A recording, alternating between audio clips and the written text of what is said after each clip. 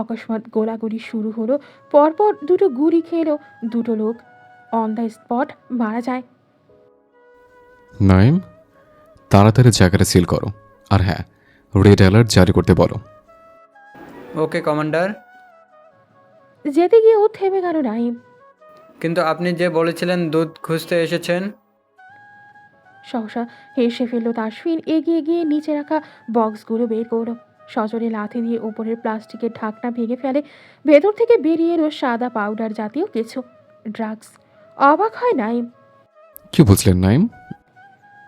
নাইমের বুঝতে বাকি রইল না বাকি ব্যাপারটা কি।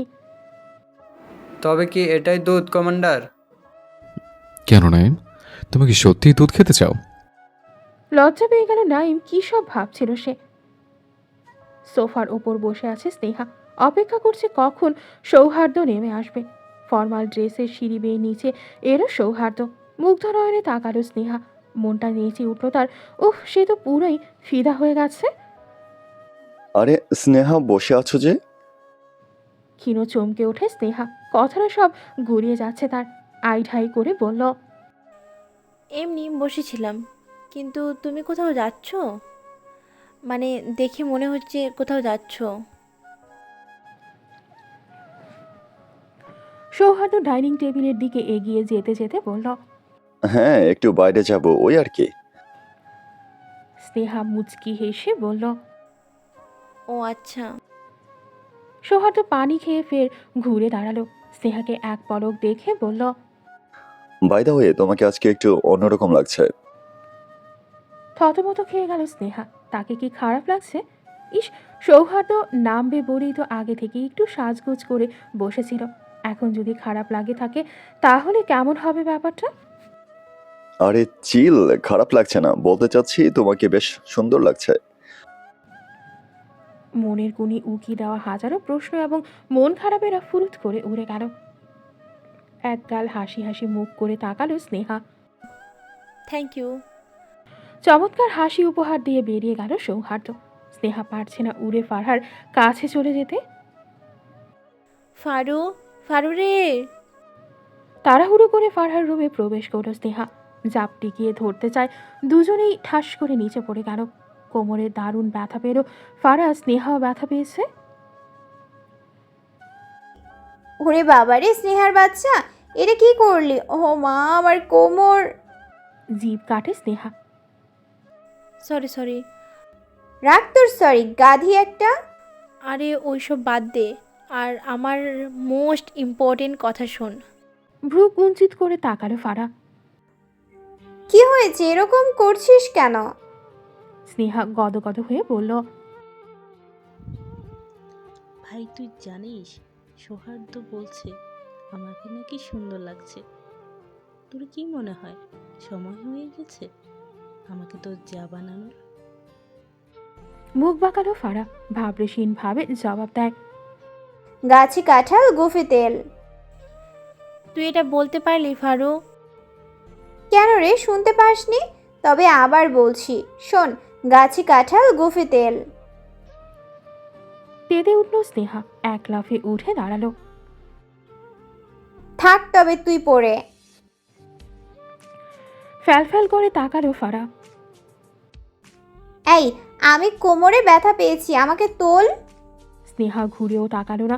বড় বড় কদম ফেলে বেরিয়ে গেল। ফারা উঠতেই পারছে না, কোমরে বেশ লেগেছে তার। খট করে শব্দ করে ভেতরে এলো তাসফিন। তাসফিন দেখে থতমত খেয়ে গেল ফারা। নাক মুখ কুচকে নিল তাসফিন। এভাবে প্রতিবন্ধীদের মধ্যে ফ্লোরে গড়াগড়ি খাচ্ছ কেন? মাথায় আকাশ ভেঙে পড়ল ফারার। তাকে প্রতিবন্ধী বলল। আপনি আমাকে প্রতিবন্ধী বলতে পারলেন লেফটেন্যান্ট সাহেব? জবাবে কিছু বলল না তাসফিন। দরজাটা বন্ধ করে কাভার থেকে জামা কাপড় বের করতে লাগলো। হাত পা ছড়িয়ে একইভাবে বসে আছে ফারা। মনে হচ্ছে ইচ্ছে করে বকা দিচ্ছে তাসফিনকে। আমাকে প্রতিবন্ধী বলছে, ফাজিল লোক একটা। আপনার বউ প্রতিবন্ধী? বিড় করে বলা কথাগুলো শুনে ফেলল তাসফিন। বাঁকা হেসে বলল, ঠিকই বলেছ, আমার বউ প্রতিবন্ধী। আরেক দফা থতমত খেল ফারা। এমা, সে নিজেই তো এই লোকটার বউ। গোলমাল হয়ে গেল ব্যাপারটা। জিন্স প্যান্ট আর টি শার্ট বেডের ওপরে রেখে এগিয়ে এলো তাসফিন। জিন্স প্যান্ট হালকা টেনে ওপরে তুলে এক হাঁটুতে ভর দিয়ে নিচে বসলো ফারার মুখোমুখি। মাই ডিয়ার বোকা ওয়াইফ, এইভাবে নিজেকে প্রতিবন্ধী বলতে নেই সুইটহার্ট। চিকন নাকের ডকা ফুলে উঠছে ফারার, পারে না ভ্যা ভ্যা করে কেঁদে দিতে। ভীষণ মজা পেল তাসফিন। আহারে, তো মাই ডিয়ার ওয়াইফ এইভাবে ফ্লোরে গড়াগড়ি খাচ্ছে কেন? এত বড় বেড থাকতে। তেতে উঠল ফারা, চেঁচিয়ে উঠল। তাতে আপনার কি? নিজের কাজ করুন না গিয়ে। Don't make sound. চিৎকার করে কথা বলতে মানা করেছিলাম না? বলবো, 100 বার বলবো, দরকার পড়লে 1000 বার বলবো। কথার মাঝখানে থেমে গেল ফারা। তাকে থামিয়ে দিল তাসফিন শেখ। ঠোঁটে আলতো করে ঠোঁট ছুঁয়ে সেকেন্ডের মধ্যে সরে গেল। ভন ভন করে মাথা ঘুরছে ফারার। এটা কি হলো? এখন কি সে অজ্ঞান হবে? ছি, আপনি আমাকে। কে? দুষ্টুমির সহিতে শুধুই তাসফিন নিজের ঠোঁট নিদারুণ ভঙ্গিতে কামড়ে ধরে আছে। লজ্জায় লাল হচ্ছে ফারা। আপনার ঠোঁট আমার। কানের লতি ছুঁয়ে যায় তাসফিন ফু দিয়ে বলল। পরের বার আমার ঠোঁট আপনার বডির প্রতিটি পার্ট ছুঁয়ে যাবে Mrs Sheikh. Just wait and watch. চোখ দুটো খিজিয়ে বুঝে নিল ফারা। তাসফিন চিরচেনা হাসকি টনে বলল, আপনার টাইম শুরু। আর মাত্র 4 রাত আপনার। এবারের সবগুলো রাত কিন্তু আমার মিসেস শেখ। শেষের কথায় বুঝতে অসুবিধা হলো না লোকটা কিসের হিসেব কষে চলেছে। চট করে উঠে গেল তাসফিন। আলমারিতে প্যাকেট রাখতে রাখতে বলল, আপনার ন্যাপকিনের প্যাকেট রাখলাম, আর কিছু লাগলে। ছি, আপনি শেষমেশ এসব। গা দুলিয়ে হেসে ফেলল তাসফিন। যেহেতু আপনি আমার, তাহলে আপনার সব জিনিসের খেয়াল তো রাখতেই হবে সুখ। হিসেবটা রাখতে হচ্ছে। আফটার অল এরপর আমার বাসর রাত। লজ্জায় লাল হয়ে আসে ফারা। তাসফিন একই ভঙ্গিতে বলল, বাসর সংকটে ভুগছে ম্যাডাম, এবার তো বাসরটা করতে দাও। সন্ধেটা শুরু হয়েছে এক ধরনের শান্ত আলোয়। সূর্যটা তখনও পুরোপুরি অস্ত যায়নি। আকাশের পশ্চিম কোণে লাল কমলা রঙের খেলা। চারপাশটা একটু একটু করে ঘন অন্ধকারে ঢেকে যাচ্ছে, কিন্তু বাতাসে যেন এক ধরনের ঠান্ডা প্রশান্তি। পাখিরা দল বেঁধে বাসায় ফিরছে। দূর থেকে শোনা যাচ্ছে মৃদু সুরে আজানের ধ্বনি। রাস্তার ধারে গাছের পাতা দুলছে হালকা বাতাসে। পাশের চায়ের দোকান থেকে উঠে আসছে কড়া লাল চায়ের গন্ধ। কিছু মানুষ অফিস থেকে ফিরছে ক্লান্ত মুখে। কেউ আবার হেঁটে বেড়াচ্ছে প্রিয় কারো হাত ধরে শান্ত নির্ভার এক মুহূর্ত। একত্রে সবাই নিজ নিজ কক্ষে নামাজ শেষ করে ফারা। নূপুর, ঝুমুর আর স্নেহা। রবিনা শেখ নেই বাড়িতে, সাথে নেই রেজওয়ান শেখ। আজকে রাইমা শেখের বাবার বাড়িতে গেছেন তারা। ওখানে কিছু একটা নিয়ে খুব ঝামেলার সৃষ্টি হয়েছে। সন্ধ্যাবেলা বসার ঘরে আড্ডা জমেছে। আড্ডাতে সামিল হয়েছে আরিয়ান এবং নিহাল দুজনেই। ওদের ফারা আসতে বলেছে। সেদিন যাওয়ার পূর্বে দুজনেই এসে ফারাকে সরি বলেছে। মেয়েটা ভয় পেয়েছিল, তবে আরিয়ান আর নিহারের সঙ্গে তার বেশ ভাব হয়ে গেছে। নূপুর চায়ের ট্রে নিয়ে আসছে, তার সাথে রয়েছে ঝুমুর। ফারা চুপচাপ সোফায় বসে আছে। কি করবে? তার কোমরে কতটা ব্যথা। তাসফিন বিকেলে আসার পর থেকে ঘুমোচ্ছে। লোকটা কি, হ্যাঁ, কেমন কাজ করে কিছুই বুঝতে পারে না তো ফারা। তা তোমার লেফটেন্যান্ট সাহেব কোথায় ফারা? নিহালের প্রশ্নে নাক কুচকে নেয় ফারা। আরিয়ান টিপ্পনি কেটে বলে, বেটা ঘুমাচ্ছে। আহারে কি কষ্ট। ফারা হতাশ কণ্ঠে আওড়ালো, ওই পচা মানুষের নাম নিও না। আমাকে বলে আমি নাকি প্রতিবন্ধী। চোয়াল ঝুলে গেল আরিয়ানের। বলো কি? হ্যাঁ হ্যাঁ, আপনার খচ্চর বন্ধু আমাকে এটাই বলেছে। নিতান্তই আমি ভালো মানুষ বলেই কিছু বললাম না। আমার জায়গায় অন্য কেউ থাকলে দেখিয়ে দিত মজা। তাই নাকি ম্যাডাম? কণ্ঠস্বর খুব চেনা ফারার। বিদ্যুৎ বেগে মাথা ঘুরিয়ে তাকালো ফারা। সুদর্শন যুবক তার সামনে। মুহূর্তের মধ্যে মনে পড়ে গেল বিকেলে ঘটে যাওয়া অপ্রত্যাশিত সেই ঘটনা। তাসফিনের পুরুষ্ট ঠোঁট দুটো ভাবতেই শরীর কেঁপে কেঁপে উঠছে ফারার। ভাবলেশীনভাবে এগিয়ে এসে ধপাস করে সোফায় বসে পড়ে তাসফিন। নূপুর এগিয়ে এলো। এই যে সবার জন্য চা, ভাইয়ের জন্য কফি। নূপুর সবগুলো চায়ের কাপ এগিয়ে দিল। নিহালের কাছাকাছি যাওয়া মাত্র কিছুটা অস্বস্তিতে পড়তে হচ্ছে তাকে। চোখাচোখি হয় দুজনের। নিহাল অস্বস্তিটা আন্দাজ করতে পেরে নিজেই চায়ের কাপটা তুলে নিল চুপচাপ। ঝুমুর নাস্তাগুলো দিয়ে দিচ্ছে। এদিকে হেলে দূরে সিঁড়ি বেয়ে নেমে আসছে স্নেহা। স্নেহাকে দেখে আশ্চর্য হয় আরিয়ান। ভ্রুকুটি করে তাকালো সে। আরে ব্যাস, ওইটা কি? থেমে গেল স্নেহা। ও আমার গাধি নাম্বার 1 বোন। ফারার কথায় তেলে বেগুনে জ্বলে ওঠে স্নেহা।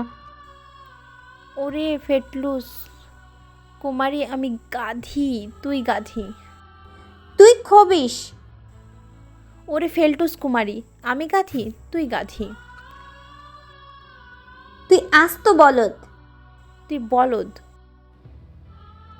দুই বোনের ঝগড়া দেখে হো হো করে হেসে উঠল সবাই। তাসফিন বরাবরের মধ্যে ঠোঁটে ঠোঁট চেপে তাদের কাণ্ড কারখানা দেখছে। নূপুর এসে গাল টেনে দেয় ফারার। তৎক্ষণাৎ আগমন ঘটে মাহিরের। নূপুরের বদলে গিয়ে বসলো ফারার কোলে। তার চায়ের কাপটা নিয়ে নিল আলগোছে। ফারা কাপে ফু দিয়ে দিয়ে ঠান্ডা করে দিচ্ছে। নূপুর কাপগুলো নিয়ে কিচেনের দিকে এগিয়ে গেল ফের। আরিয়ান ফিস ফিস করে বলল, নিহাল, তোর মনে হয় না এবারে আমার বিয়ে করা উচিত? নিহাল একইভাবে ফিস ফিসিয়ে বলল, তোর আদেও মুসলমানি হয়েছে তো? চোখের কালো মণি দুটো এই বুঝি কোঠা থেকে বেরিয়ে আসবে আরিয়ানের। নাউজুবিল্লাহ, কি কস বন্ধু? সি, এটা তুই কইতে পারলি? না না, আগে চেক করতে হইব তুই বড় হয়েছিস কি না। না হলে কেউ তার মেয়ে তোর কাছে বিয়ে দেবে কেন? দাঁত কটমট করে তাকালো আরিয়ান। 32 পাটি দাঁত বের করে হাসল নিহাল। হাসতে গিয়ে ঘটল বিপত্তি। চায়ের কিছু অংশ পড়ে গেল শার্টের ওপর। ও সিট। হে হে হে, আরো হাস শালা। নাক ফোলালো নিহাল। ফারা ওদের অবস্থা দেখে খিলখিলিয়ে হেসে উঠল। নিহাল উঠে গেল তৎক্ষণাৎ। বাথরুম যেতে হবে তাকে। কিছুটা যেতেই বেরিয়ে এলো নূপুর। উপরের রুমের দিকে এগোচ্ছে সে। নিহাল বাথরুম থেকে বের হওয়া মাত্র মুখোমুখি হলো দুজনে। তবে কেউ কারোর সাথে কথা বলল না। নূপুর জোরপূর্বক হাসার চেষ্টা করলো। পাশ কাটিয়ে চলে গেল রুমের দিকে। চাপা দীর্ঘশ্বাস ফেলল নিহাল। রাত গভীর হয়েছে। আকাশ যেন কষ্টের চাদরে নিজেকে মুড়ে রেখেছে। নিস্তব্ধতার মাঝে ফারার নিঃশ্বাসের শব্দটুকু ভারী শোনায়। কোমরে টান ধরে আছে।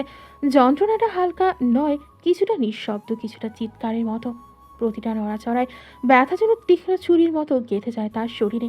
ঘরের প্রতিটা জিনিস আজ বিষাক্ত মনে হয়। আলোটা বেশি তীক্ষ্ণ, বাতাসটা বেশি ভারী, এমনকি নিজের ছায়াটাও অচেনা লাগছে। ফারা চোখ বন্ধ করেও শান্তি খুঁজে পায় না। সে যেন বিষণ্ণতার এক গাঢ় অরণ্যে আটকে গেছে, যেখানে শরীর আর মন দুটোই ক্লান্ত, দুটোই ভারী। খট করে দরজা খুলে ভেতরে এলো তাসফিন। ফারা এক পলক ফিরে দেখলো তাকে। চোখাচোখি হয় দুজনের। ক্ষণিকের জন্য থমকে যায় তাসফিন। চঞ্চল কিশোরীকে আজকে ম্লান দেখাচ্ছে কেন? দৃষ্টি ফিরিয়ে নিল ফারা। ওয়াশরুমে গিয়ে ফ্রেশ হয়ে এলো তাসফিন। ফারা একই ভঙ্গিতে শুয়ে আছে, কষ্টটা নিজের মধ্যেই চেপে রাখা। তাসফিনের অস্তিত্ব অনুভব করতে পারছে ফারা। এদিক সেদিক হাঁটছে সে। ড্রয়ার খুলে কি যেন নিচ্ছে। ফারা উঠে দেখার চেষ্টা করলো না। হুট করে কারেন্ট চলে গেল। ইদানিং কারেন্ট অনেক সমস্যা করছে। তবে জেনারেটর থাকায় খুব একটা সমস্যা হলো না। তীব্র লাইটের আলোয় বিরক্ত হলো ফারা। নীরের কণ্ঠে বলল, লাইটটা অফ করে দিন না। তাসফিন ফট করে লাইটটা অফ করে দিল। পুরো কক্ষটি অন্ধকারে তলিয়ে গেল মুহূর্তের মাঝে। টিম টিম রাস্তার ধারে ল্যাম্পপোস্টে মৃদু আলো আসছে এবারে। ফারা বাঁ দিকে শোয়ার কারণে চোখে লাগছে না তার। কোমরে কারো স্পর্শ পেয়ে আটকে ওঠে সে। হাতে হাত চেপে ধরো তরিতে। কি হলো দেখতে দাও। থতমত খেয়ে গেল ফারা। কি দেখবে এই লেফটেন্যান্ট? মানে? বুদ্ধ। বেনুনি টেনে দিল তাসফিন। এটা বুঝি তার অভ্যাস হয়ে উঠেছে। উফ শব্দে নাক কুচকে নেয় ফারা। কোমরের ওপর থেকে জামা সরিয়ে নিল তাসফিন। খুব ব্যথা কি? কষ্ট হচ্ছে খুব। কাতর কণ্ঠে জবাব দেয় ফারা। আন্দাজ করতে পারছে তাসফিন ঠিক কতটা ব্যথা পেয়েছে মেয়েটা। অবশ্য পাওয়ার কথাই চঞ্চল, সে একটা জায়গায় স্থির হয়ে বসতেই চায় না। একটু জামাটা তুলতে সাহায্য করো আমাকে। হাত দুটো কাঁপছে ফারার। লজ্জা ভয় এক মিশ্রণ অনুভূতি। থাক লাগবে না। চোখ পাকিয়ে তাকালো তাসফিন। অন্ধকারেও তা বেশ বুঝতে পারছে ফারা নৈশব্দে হাতটা সরিয়ে দিল সে। পরম আদরে সযত্নে কোমরে মালিশ করে দিচ্ছে তাসফিন। পুরুষের যন্ত্রণা যেমন পীড়া দেয়, তার ভালোবাসা মারাত্মকভাবে সুখ দেয়। সুখের একাংশ বুঝি ফারা পেয়ে গেছে হয়তোবা। সুখ? জি। আমি যদি একটু গভীরভাবে তোমাকে ছুঁই, আমাকে নিতে পারবে? স্তম্ভিত ফারা। স্তব্ধতা যেন আচ্ছন্ন করল চারপাশ। ফারার নিঃশ্বাস গুড়িয়ে যাচ্ছে নিজেরই বুকের ভেতর। তাসফিনের প্রশ্নটা তার হৃৎপিণ্ডে ঝড় তোলে। স্নিগ্ধ অথচ প্রগাঢ় সেই ঝড়ের অভিঘাতে বাকরুদ্ধ সে।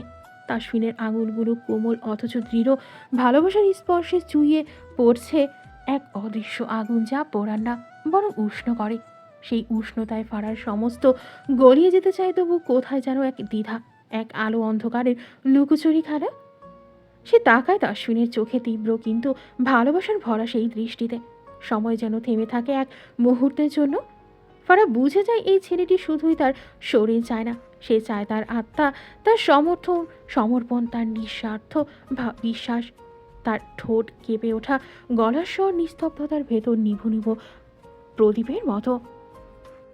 আপনার ছোঁয়া কি কেবল শরীরের জন্য? তাসফিন মৃদু হাসে। সেই হাসিতে ছিল প্রতিশ্রুতি, ছিল আশ্বাস। তোমাকে ছুঁতে চাই, কারণ তোমাকে উপলব্ধি করতে চাই। তোমার মন, তোমার কাঁপনের ভাষা পড়তে চাই। ফারার চোখ ভিজে ওঠে অজান্তে। ভালোবাসা যদি এতটা গভীর হয়, তবে ভয় কোথায়? সে ধীরে হাত রাখে তাসফিনের হাতে, চোখ নামিয়ে বলে, আপনার ছোঁয়ায় যদি আমি ধ্বংস হই, তাও সে ধ্বংস হবে আমার পূর্ণতার। তাসফিন তার দিকে এগিয়ে আসে নিঃশব্দে, নরম স্রোতের মতো। ফারা চোখ বন্ধ করে প্রস্তুত হয় এক অনন্ত অনুভবের জন্য। কানে ক্ষীণ ব্যথা অনুভব করো ফারা। ইস, এত দুষ্টু কেন তুমি? চোখ মেরে তাকালো ফারা। লোকটা তাকে বোকা বানালো। কি হলো ব্যাপারটা? ঝটপট বিছানায় লম্বালম্বি হয়ে শুয়ে পড়ল তাসফিন।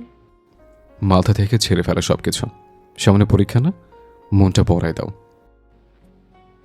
কোমরের ব্যথা সাইডে রেখে গুটিসুটি হয়ে শুয়ে পড়ল ফারা। ফাজিল লোক, কত নাটক করে, সবসময় তাকে বোকা বানায়। বিছানায় খাপটি মেরে শুয়ে আছে ফারা। অকস্মাৎ অনুভব করল তার কোমরে শক্ত হাতের চাপ। বিদ্যুৎ বেগে চমকে উঠে সে ফিসফিসিয়ে বলল, তুমি কি চাও আমি উল্টাপাল্টা কিছু করি, তাও আবার এই অবস্থায়? লজ্জায় নাক ফুলে ওঠে ফারার। নত হয় মস্তক, ফের শুনতে পেল, আর 4 রাত কিন্তু আপনার, এরপরের সবগুলো রাত আমার। দু হাতে কান চেপে বসে রইল ফারা। ইস, কি লজ্জা! কিচেনের লাইট জ্বলছে। নবীন হাতে বোতল নিয়ে বসেছে পানির জন্য। ঢুকেই দেখতে পেল ঝুমুরকে। কি ম্যাডাম, রাতে চুপি চুপি রান্নাঘরে খাবার চুরি করছো নাকি?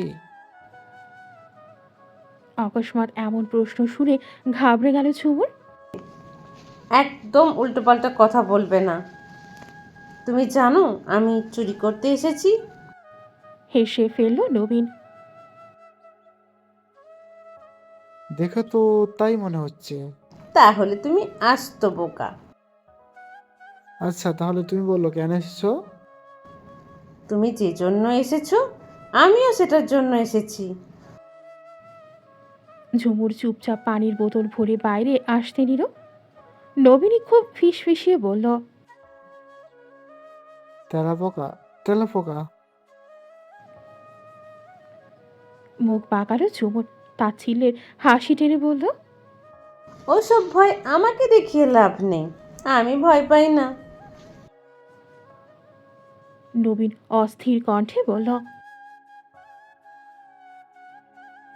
আরে সত্যি বলছি। খুব একটা পাত্তা দিল না ঝুমুর। দীর্ঘশ্বাস ফেলল নবীন। স্পষ্টভাবে জানিয়ে দিল, মাইয়া মানুষ একটু বেশি বোঝে।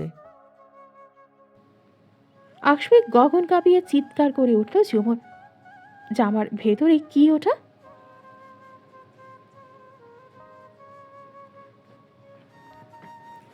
নিস্তব্ধ রাত। চারদিক যেন শব্দের অস্তিত্ব পর্যন্ত হারিয়ে গেছে। বাতাস থমকে আছে, গাছের পাতাগুলো পর্যন্ত নিস্তেজ। হঠাৎ করেই সেই নিস্তব্ধতা ভেঙে এক ঝাঁক পাখির মতো ছুটে আসে ঝুমুরের কণ্ঠ। নবীন তার মুখ চেপে ধরে, যেন ঝুমুরের চিৎকার আবার বাতাসে ভেসে না যায়। কিন্তু তার অগোচরে ঝুমুরের পিঠে কোথায় যেন অদৃশ্য এক অনুভূতি ঢুকে যায়, এক ধরনের অস্বস্তি, যে স্পষ্ট না হলেও অস্বাভাবিকভাবে শরীরের প্রতিটি কোণা কোণায় ছড়িয়ে পড়ে। কিছু একটা অদ্ভুত যেন তার জামার ভেতর কুচিয়ে চলেছে। প্রথমে সে মনোযোগ দেয় না, কিন্তু তারপর এক পাঁজর কাঁপানোর মতো অনুভূতি। তেলাপোকাটি যেন পিঠের সাথে খেলতে খেলতে এক অদৃশ্য স্রোতের মতো নিচে নামে। ঝুমুরের শরীরের ভেতরে যেন মুহূর্তের জন্য সময় থেমে যায়। তেলাপোকা আর তার কোমল ত্বকের স্পর্শে কোনো জাগতিক প্রলেপ দেখা যাচ্ছে। সে নিজেকে আর ধরে রাখতে পারে না। শরীরের ভেতর এক প্রচণ্ড অস্বস্তি সৃষ্টি হয় ঝুমুরের। শরীর কাঁপে। তার হাত শক্ত করে নবীনের হাত ধরে। নবীন কিছু বুঝে উঠতে না পারলেও ঝুমুরের চোখে তীব্র আতঙ্ক। চোখের কোণে যেন এক অন্ধকার আছড়ে পড়ে। সে জোরে চিৎকার করতে চায়, কিন্তু নবীনের হাতের দৃঢ় চেপে ধরায় কিছুতেই শব্দ বের হয় না। তেলাপোকাটির চলাচল যেন রাতের অন্ধকারের একটি গাঢ় রহস্য। তাও যদি এই মুহূর্তে তার প্রতি চড়াও হতে পারে, তবে আর কি। সেই ছোট্ট অশুভ প্রাণী মুহূর্তেই হয়ে উঠছে এক আতঙ্কের ছায়া, যা স্বাভাবিকতার সব রেখা ছিন্ন করে ফেলে। ঝুমুর কাঁপতে কাঁপতে বলল, নবীন, তেলাপোকা আমার ভেতর। তার কণ্ঠে যেন কোনো শক্তি নেই, কেবল নিঃশ্বাসে ভরা এক অপ্রতিরোধ্য আতঙ্ক। নবীন তৎক্ষণাৎ জামার ভেতর হাত ঢুকিয়ে বের করে আনে তেলাপোকাটিকে, আর ঝুমুরের শরীরে আবার জীবনের স্পর্শ ফিরিয়ে দেয়। বিদ্যুৎ গতিতে দূরে সরে গেল নবীন। অপরাধী কণ্ঠে বলল, আমি দুঃখিত ঝুমুর, তোমার অনুভূতি লালিয়ে ওভাবে তেলাপোকা বের করেছি। তুমি চিৎকার করবে আর ভয় পাচ্ছিলে, আমি সত্যি দুঃখিত। সরি, ক্ষমা করো আমাকে। নবীন এক মুহূর্ত অপেক্ষা করল না, চুপচাপ বেরিয়ে গেল কিচেন থেকে। না হলো তার পানি নেওয়া। ঝুমুর ঠায় দাঁড়িয়ে আছে। লোকটাকে ভুল বুঝেছে ঝুমুর। লোকটা তো প্রথমেই বলেছিল তেলাপোকা, কিন্তু ঝুমুর গুরুত্ব দেয়নি আর তাকে হেল্প করেছে, একদমই বাজেভাবে ছোঁয়নি। নবীন কেন নিজেকে অপরাধী ভাবছে? ঝুমুরের উচিত নয় কি তার সাথে কথা বলা? অবশ্যই উচিত। সকাল সকাল ঝুমুর চেয়েছিল নবীনের সাথে কথা বলতে, কিন্তু নবীন তাকে এড়িয়ে গেছে। ঝুমুর বিষয়টি বুঝতে পেরেছে। অবশ্য তার দোষ নেই। প্রথম থেকেই ঝুমুর নবীনের সঙ্গে খুব বাজে আচরণ করে। হয়তো সেই জন্যই সে ভাবছে কালকে রাতের বিষয়টি নিয়ে তাকে কিছু কথা শোনাবে। ঘুমে কাতর হয়ে আছে ফারা। বক্ষ ভাঁজে লেপ্টে রয়েছে তাসফিনের উদম গায়ে বিছানায় একে অপরের সহিতে। ঘুমের মধ্যে হাত রাখলো তাসফিনের উন্মুক্ত বক্ষপটে। চোখ দুটো কুঁচকে এলো তার। পিট পিট করে তাকালো সে। নিজের এতটা কাছে তাসফিনকে দেখে পিলে চমকে ওঠে। সত্যি গিয়েও থেমে গেল সে। ক্লিন শেভ করা গালে ভীষণভাবে ছুঁতে ইচ্ছে করলো। ধীরে ধীরে হাত বাড়িয়ে গাল ছুঁয়ে দিল আলগোছে। অকস্মাৎ হাত চেপে ধরল তাসফিন। আটকে ওঠে ফারা। মিসেস শেখ, সকাল সকাল এসব শুরু করেছেন আপনি? ভয়ে তটস্থ ভঙ্গিতে বলে ওঠে ফারা। না মানে আসলে আমি ওই ওই আর কি। উফ মিসেস শেখ, আপনি আমাকে ইদানিং বড্ড চালাচ্ছেন। আমি যদি জ্বালানো শুরু করি, শুতে পারবেন তো? ড্যাব ড্যাব করে তাকালো ফারা। কি ঠোঁট কাটা পুরুষ! সবসময় তাকে কায়দা করে জব্দ করে। আপনি না ভীষণ বাজে। ফিচলে হাসে তাসফিন। দু হাতে জড়িয়ে ধরে ফারাকে। I know. লজ্জায় আড়ষ্ট হয় মেয়েটা। উঠতে দিল না তাকে। জড়িয়ে ধরে এভাবেই শুয়ে রইল। সকাল সকাল ঘুম থেকে উঠে গেছে স্নেহা। সে আগে ভাগেই রেডি হয়ে বসে আছে। আজকে আবারও ফারার সঙ্গে কলেজে যাবে সে। একটা মজার বিষয় আছে, সে হতো পাবলিক কলেজ, সেই সুবাদে স্টুডেন্টদের সাথে মিশে চুপি চুপি ক্লাস করে আসলেও কেউ ধরতে পারে না। বেশ মজা লাগে স্নেহার। ফারার শরীরটা অনেকটা ভালো, কোমরের ব্যথাটা নেই এখন, থাকবে কি করে? একটা মানুষ একটু পরপর যদি খুব যত্ন নিয়ে মালিশ দেয় তাহলে কি করে থাকবে? তাসফিন হয়তো ভেবেছে ফারা কিছুই বুঝতে পারেনি। ফারার শরীরে কেউ হাত রাখবে আর তা ফারা বুঝতে পারবে না? ফুরফুরে মেজাজে সিঁড়ি বেয়ে নিচে এলো ফারা। কিছুক্ষণ আগে মনটা একটু খারাপ ছিল, কারণ তাসফিন সকাল সকাল বেরিয়ে গেছে তাই। কিন্তু তারপরেও ভেতরের আনন্দটা মন খারাপগুলো দূর করে দিয়েছে। চল। হ্যাঁ চল। ফারা আর স্নেহা বেরিয়ে পড়ল। ঝুমুর যাবে না অবশ্য, সেই নিজের অনলাইন ক্লাস নিয়ে ব্যস্ত থাকে সর্বদা। ভাইয়া আপনি?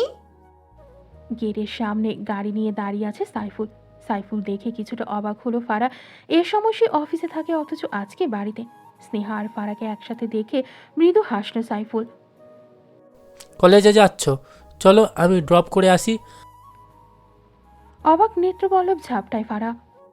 কিন্তু ভাইয়া আপনার অফিস আছে তো, আর আমরা একাই যেতে পারবো। আরে না না, সমস্যা নেই, চলো। তাছাড়া গাড়ি থাকতে একা হেঁটে যাবে কেন? স্নেহা একগাল হেসে বলল, হ্যাঁ চল, কষ্ট করে হেঁটে যাওয়ার কি দরকার? সাইফুল ভাইয়া, আপনি বরং আমাদের পৌঁছে দিন। স্নেহা নাচতে নাচতে গাড়িতে উঠে গেল। শেষমেশ ফারাও উঠে বসতো গাড়িতে। গাড়ি চলছে আপন গতিতে। সিটে হেলান দিয়ে বসে আছে ফারা। হুট করেই মনে হচ্ছে তার মাথা ব্যথা ধরছে ধীরে ধীরে। ব্যাগ থেকে এক গাদা চকলেট বের করলো স্নেহা। দুটো ছিঁড়ে একটা ফারাকে দিল। এই নে ললিতা, খা। ফারা গদগদ ভঙ্গিতে চকলেট হাতে নিয়ে নিল। ওদিকে এক জোড়া শকুনি দৃষ্টি চেয়ে আছে তার দিকে। গভীর হচ্ছে দৃষ্টি, সর্বাঙ্গে বিচরণ করছে ফারার। বাইরের দিকে তাকিয়ে চকলেট শেষ করে লুকিং গ্লাসের দিকে আনমনে তাকালো ফারা। দৃষ্টি সরিয়ে ড্রাইভিংয়ে মনোযোগ দেয় সাইফুল। কেমন অস্বস্তি লাগছে ফারার। সাইফুল কি তার দিকে তাকিয়েছিল? আচ্ছা, এই বিষয়টি নিয়ে কি তাসফিনের সাথে কথা বলা উচিত তার? বিকেল হয়ে এসেছে। রোদটা ধীরে ধীরে নরম হয়ে আসছে। সূর্যের আলো ঝিমিয়ে পড়ে, চারপাশে ছায়া গাঢ় হতে থাকে। পাখিরা ফিরতে থাকে নীড়ে। গাছের পাতায় হালকা হাওয়া বাজে মৃদু সুরে। আকাশে লালচে সোনালি আভা ছড়িয়ে পড়ে, যেন প্রকৃতির তুলিতে আঁকা এক অপূর্ব ছবি। কখনো এই সময়টা মনে করিয়ে দেয় উদাসী ভালোবাসা, আবার কখনো করে তোলে মনটা প্রশান্ত। শহরে ব্যস্ততা একটু থেমে যায়। কিছু সময় পরেই মসজিদের মাইকে আসরের আজান শুরু হলো। রুবেনা শেখ, রিজওয়ান শেখ, রাইমা শেখ এবং আলাফ শেখ আজকে ফিরেছেন। যাক, এবারে তারা কিছুটা নিশ্চিন্ত। এতদিন রাইমার বাবার বাড়িতে জমি জমা নিয়ে কেস চলছিল। বৃদ্ধ মানুষ, কিছুই করতে পারছিলেন না রাইমার বাবা। মায়ের অবস্থাও খুব খারাপ ছিল। অবশেষে মেয়ে হিসেবে পাশে দাঁড়িয়েছিল রাইমা শেখ। ভেবেছিল যা করার তাকেই করতে হবে, কিন্তু না। আলাপ শেখ এবং রিজওয়ান শেখ, রুবেনা শেখ যেভাবে পাশে দাঁড়াবেন তিনি কখনো ভাবতে পারেননি। শেষমেশ কেসের ঝামেলাটা মিটে গেছে। সৌহার্দ্য ফিরে গেছে নৌঘাটিতে। তবে তাসফিন আরও কিছুদিন থাকবে, কিন্তু কারণ কি তা সৌহার্দ্যকে জানায় নিশে। কিছুটা আশ্চর্য হলেও জিজ্ঞেস করে নিশে। মাহির বিকেল থেকে ঘুমোচ্ছে, ছেলেটার শরীর খারাপ। এদিকে বাড়িতে কেউই নেই। নুপুর কল আর অপেক্ষা করতে পারল না। অবশেষে কল করলো তাসফিনকে। দুবার রিং হতেই রিসিভ করলো তাসফিন। হ্যাঁ নূপুর, বলো। মাহিরের কপালে হাত রেখে নুপুর অস্থির কণ্ঠে বলল, শোনো না ভাইয়া, মায়ের খুব জ্বর, কী করব বুঝতে পারছি না। বাবাও বাড়িতে নেই। চাচা কোথায়? একটু আগেই চাচা বাজারে বেরিয়েছে। আচ্ছা, তুই রেডি হয় না, আমি কাউকে পাঠাচ্ছি। নুপুর চট জলদি তৈরি হয়ে নিল। মাহিরকে শার্ট প্যান্ট পরিয়ে করে নিয়ে সদর দরজা দিয়ে বাইরে এলো। মেরুন রঙের গাড়িটা নিয়ে দাঁড়িয়ে আছে নিহাল। নিহালকে দেখে পিড়ে চমকে ওঠে নুপুরের। নিহাল ভাইয়া, আপনি? অল্প হাসল নিহাল, মৃদু স্বরে বলল, হ্যাঁ, তাসফিন বলল এমার্জেন্সি আছে, চলো গাড়িতে উঠো, তুমি মাহিরকে আমার কোলে দাও। ভাবনায় পড়ে গেল নুপুর। নিহালের সঙ্গে যাওয়াটা কি ঠিক হবে? নিহাল বেশ বুঝতে পারছে নুপুরের অস্বস্তি। নূপুর, মাহির অসুস্থ, তাসফিন আমাকে ভরসা করে পাঠিয়েছে, তুমি উঠো প্লিজ। নুপুর দেরি করল না, মাহিরকে নিহালের কোলে দিয়ে গাড়িতে উঠে পড়ে। ঠিকঠাক বসতেই নিহাল মাহিরকে ভেতরে দিল। নিজেও ড্রাইভিং সিটে বসে অত্যন্ত দ্রুত ড্রাইভ করা শুরু করে। সময়টা 6 বছর আগে, বৃহস্পতিবার সকাল। ভার্সিটি থেকে ফিরেছে নূপুর। আজকে উৎসব লেগেছে, সন্ধ্যার দিকে নাকি নূপুরকে দেখতে আসবে পাত্রপক্ষ। স্তম্ভিত নূপুর, কি হলো ব্যাপারটা? হঠাৎ করে তাকে বিয়ে দিতে চাইছে কেন? রাগটা নিজের ভেতর রেখেই ধুমধাম পা ফেলে দোতলার দিকে চলে গেল নূপুর। রাগ হচ্ছে প্রচুর তার, এটা কোনো কথা? ওয়াশরুমে গিয়ে ফ্রেশ হয়ে বিছানায় শুয়ে পড়ে নূপুর। লম্বা নিঃশ্বাস ফেলছে সে। সাইফুর শেখ তাকে বেশ পছন্দ করেন রোবেনা শেখ। নূপুরও তাকে ভালোবাসে, কিন্তু আজ হঠাৎ অন্য কোনো পাত্র কেন আসবে তাকে দেখতে? সেগুলো ভাবতে ভাবতে আকাশ পাতাল এক করে দিচ্ছে নূপুর। ম্লান বিকেল, এক রকমের নরম নীরব আর খানিকটা বিষণ্ণতা মেশানো সময়। দিনের শেষ ভাগে সূর্যটা হেলে পড়ে পশ্চিম আকাশে। আলোটা তখন আর অত উজ্জ্বল থাকে না, হালকা সোনালি আর কমলা রঙে চারপাশ ভেসে যায়। পাখিরা একে একে ফিরে আসে বাসায়, গাছের পাতায় নেমে আসে ধীর গতি। হাওয়া থাকে নরম, মাঝে মাঝে একটানা বয়ে চলে। শহরের কোলাহল কিছুটা স্তিমিত হয়ে আসে, মানুষের মুখেও ক্লান্তির ছাপ। নিহাল এসেছে তার মামা রবিউল ইসলামকে নিয়ে। আপন বলতে মামা ব্যতীত কেউ নেই তার। তাসফিন গিয়ে ম্যানলি হাক করে তাকে। বেস্ট ফ্রেন্ড তার, কিন্তু এই শুভ দিনে আরিয়ান নেই। সে খুব গুরুত্বপূর্ণ একটি মিশনে রয়েছে। রিজওয়ান শেখ ভীষণ পছন্দ করেন নিহালকে, তাই তো বিয়ের প্রস্তাব দিতেই তিনি অমত করলেন না। বিষণ্ণতায় ডুবে আছে মুখখানি রোবেনা শেখে। শাড়ি পরেছে নূপুর, ঝুমুর তাকে নিয়ে এলো। পাত্র হিসেবে নিহালকে দেখে পিড়ে চমকে ওঠে তার। বিয়ের কথাবার্তা এগোয়, তবে নূপুর রাজি নয়। এমন নয় নিহাল খারাপ, কিন্তু নূপুর তো অন্য কাউকে ভালোবাসে। পাত্রপাত্রী একে অপরের সঙ্গে আলোচনা করতে চায়। বিষয়টি জানতে পেরে খুব অবাক হলো নিহাল। আলাদাভাবে আর কি জানতে চায় নূপুর? সে তো তার সম্পর্কে সবটাই জানে। রুম জুড়ে পিনপতন নীরবতা, একটা গভীর গুমট নিস্তব্ধতা যেন সমস্ত শব্দকে ঘিরে ফেলেছে। জানালার ফাঁক গলে ঢুকছে ম্লান বিকেলের শেষ আলোটা। ধুলোমাখা সোনালি রোদের রেখা দুজন মানুষের মুখ ছুঁয়ে যাচ্ছে, তবু তাতে উষ্ণতা নেই, কেবল একরাশ অতৃপ্তি। নিহাল বসে আছে চোখে এক অপার ভালোবাসা নিয়ে, যেন মেয়েটার প্রতিটি নিঃশ্বাসে নিজের প্রাণ রেখে দিয়েছে। তার দৃষ্টিতে আশ্রয় খোঁজা, গভীর মায়া আর একরাশ অপেক্ষা, যেটার কোনো শেষ নেই। আর নূপুর, সে চুপচাপ স্থির, চোখ দুটো যেন কুয়াশা ঢাকা নদী, যেখানে ভালোবাসার কোনো প্রতিফলন নেই, আছে শুধু অপরাধ বোধের ছায়া। তার দৃষ্টি ঠিক ছেলেটার চোখে নয়, বরং তার চোখের ভেতর দিয়ে কাউকে খুঁজে ফেরে সে, যে তার হৃদয়ের আসল অধিপতি। এই মিলন যেন দুই বিপরীত স্রোতের মুখোমুখি হওয়া, যেখানে ভালোবাসা আছে তবু একতারা বাজে না। এই নীরবতা তার চোখের ভাষা, একটা অসম প্রেমের সবচেয়ে সুন্দর অথচ কষ্টের প্রতিচ্ছবি। নূপুর, আমার অনুভূতি বা ভালোবাসা যাই বলো, আমি তা কখনোই তোমার সামনে প্রকাশ করিনি। একমাত্র তাসফিন ছাড়া কেউ জানতো না, কিন্তু আজকে আমি চাই তুমি জানো আমি তোমাকে কতটা ভালোবাসি। সহসা কেঁদে ফেলল নূপুর। সে নিহালের ভালোবাসাকে সম্মান করে, করতেই হবে, কারণ লোকটা কখনোই তার খারাপ আচরণ করেনি, আর না কখনো নিজের ভালোবাসা দেখিয়েছে। নূপুরের কান্না অস্থির করে তুলেছে নিহালকে। নূপুর, কি হয়েছে? কাঁদছো কেন তুমি? কি হলো বলো আমাকে। শব্দ করে হেঁচকি ওঠা শুরু হয় নূপুরের। কম্পিত সুরে বলল, আমি আমি আপনাকে ভালোবাসি না নিহাল ভাইয়া। বরফের ন্যায় শরীর জমে যায় নিহালের। থমকায় সে। নূপুর ফের বলল, আমি ভালোবাসি না, আমি সাইফুলকে ভালোবাসি। নিহাল ভাইয়া, আমি চাইনি আপনাকে অপমান করতে বা আপনার ভালোবাসাকে অপমান করতে। আমি আমি কি করব জানি না। নিহালের প্রাণটা যেন কেউ ছিঁড়ে বের করে নিয়েছে। নিঃশ্বাস বন্ধ হয়ে আসছে তার। কপালে বিন্দু বিন্দু ঘাম জমেছে তার। সে কি কষ্ট পাচ্ছে? খুব যন্ত্রণা হচ্ছে বুকের বাঁ পাশে। মানে নূপুর কি বলছে এগুলো? সাইফুল, আমি ওনাকে ভালোবাসি, আম্মু জানে সবটা। এখন হঠাৎ করে এসব হয়ে যাবে আমি ভাবতে পারিনি। আমি জানতাম না আপনি আমাকে।